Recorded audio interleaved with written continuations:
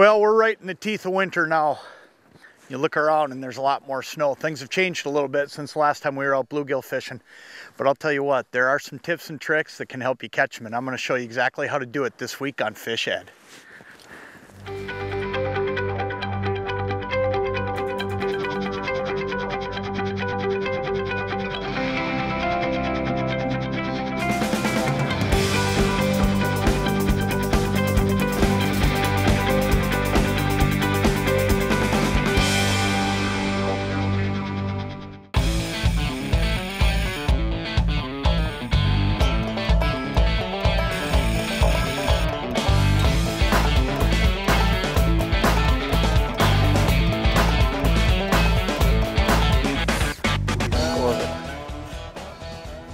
There it is. Got him that time.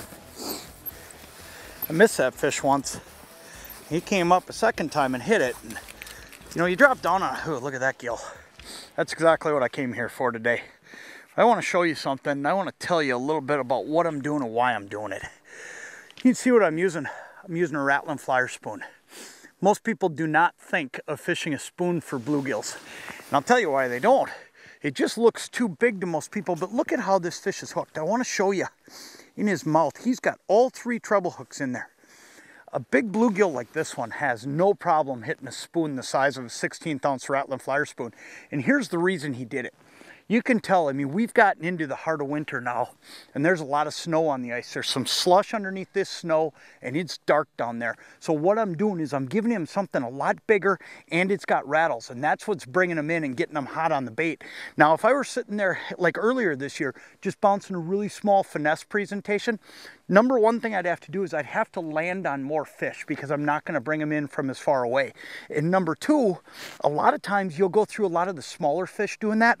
One thing when you fish a spoon, if you're out chasing big gills like that one right there, is you're going to get those big ones to bite because a lot of the little ones are just going to run for cover when they hear that spoon down there. That's a great way to start our day right there.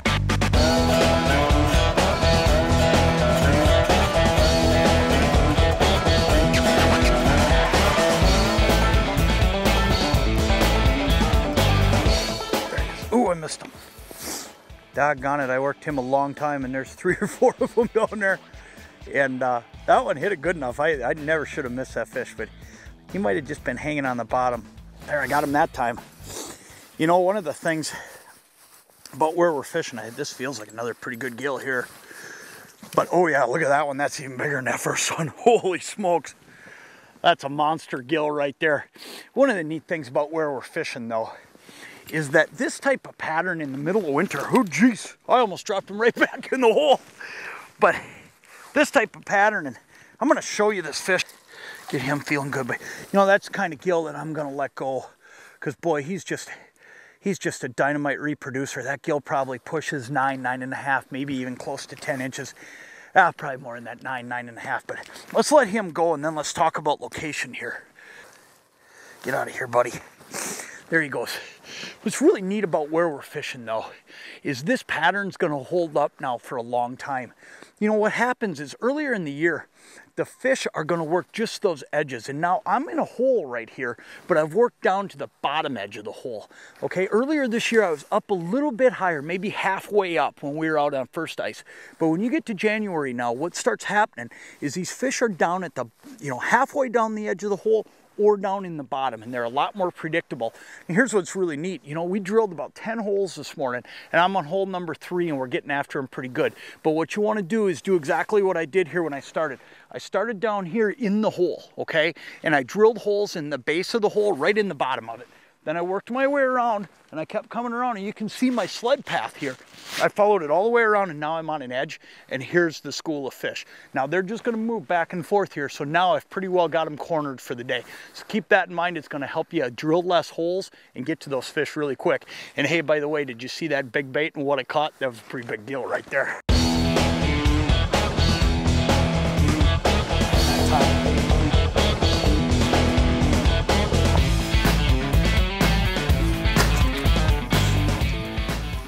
Yeah, that's what I thought. They picked them all off of there. You know, you can tell when you sit and watch your flasher as to if maybe your bait's gone on these spoons, and I'll tell you why. Without that little bit of bait hanging from it, the fish just won't follow up and down, and a lot of times I try to bring them up and then I'll drop back down below them, and if the fish are still following it, you've got bait. If the fish stop following it, you've probably lost your bait, so reel up and check it. One other thing I want to show you, there's a little trick to how I tip these spoons to get these fish to actually eat their way all the way up that treble, and that is from every hook I hang a waxworm, okay? So I've got 3 of them hanging, 1 from every hook, but I'm going to show you one thing that makes these fish really eat their way up. What I do is I put a worm on, a little waxworm on one tip, then I put it on the other tip, okay? Now when I've got 3 worms hanging there and then 1 going horizontally, what happens is if they pick their way up these off these hangers, they still see that other one up there, and that's how they end up all the way over the treble hook. So run tip to tip on top of chandeliering those things, and you'll catch a lot more of them.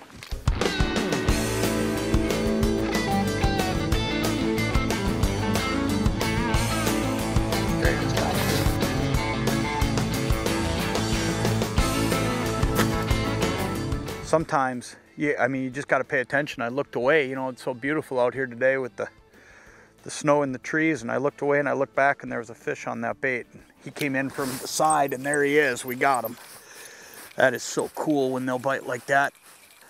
There's a good eating gill right there. One of the things I want to talk about though, when it comes to working a spoon for panfish, and this guy, he's going to go home with us. But working a spoon for panfish, it's one of those deals where you don't want to work it too hard, okay?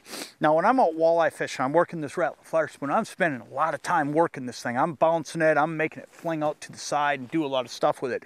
But when I'm fishing bluegills, what I'm doing, and you can watch the rod tip when I'm doing this, I'll set it down and I'll just jiggle it.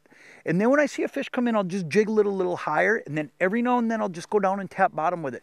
But it's very, very subtle. Those rattles are just kind of going tick, tick, tick, tick, instead of bang, bang, bang down there, okay? Because what happens is bluegills, they're curious, they'll come in, but bluegills are also a tentative fish, so you don't want to put too much action on it because you can actually spook them.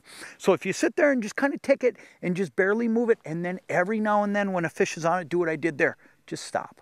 Just stop and give them a chance to go ahead and grab it, and 9 times out of 10 you'll get them. And you know, again, look at how many hooks are in that bluegill right there. There he is. Oh! Oh! There are so many fish underneath us right now that you miss them just because you get hit so often. There's one on there right now. Look at that. Look at that, boy. This is just too much fun, just one after another.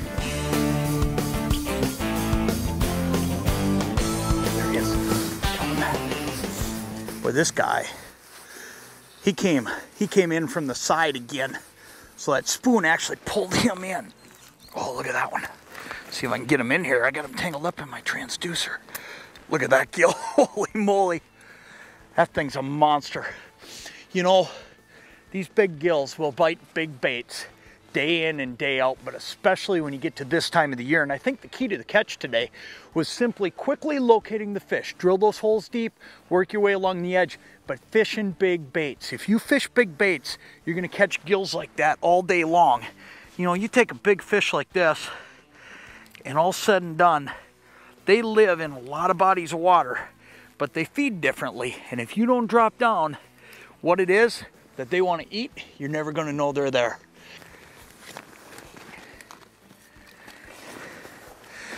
Hey, for more current and up-to-date information, check back with us next week on Fish Ed.